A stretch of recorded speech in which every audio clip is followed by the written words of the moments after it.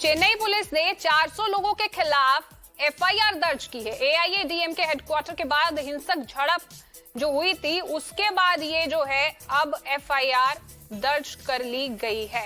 आपको बता दें इस वक्त की बड़ी खबर, 400 लोग हैं जिसके खिलाफ ये एफआईआर दर्ज की गई है। मेरी सहयोगी धारनी जो है मेरे साथ लगातार बनी हुई है। तो धारनी, कल हमने तस्वीरें देखी थी कि किस तरह से बहुत बड़े स्तर पर जो है ये वायलेंट क्लैश हुआ था, आपस में से भिड़ गए थे ये ईपीएस और ओपीएस फैक्शन के जो लोग हैं। तो उसके बाद अब एफआईआर दर्ज की गई है। क्या कुछ है इस एफआईआर में?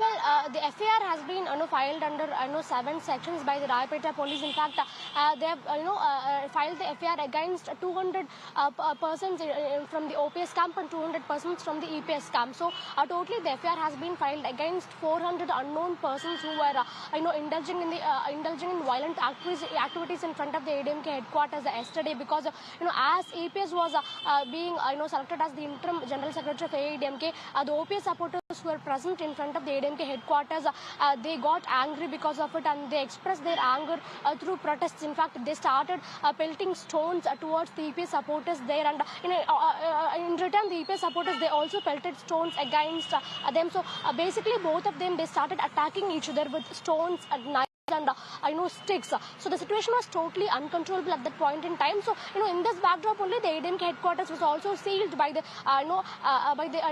revenue officers. So now the Rayapeta police, they have registered an FIR and against 400 unknown persons belonging to both the EPS camp and the OPS camp.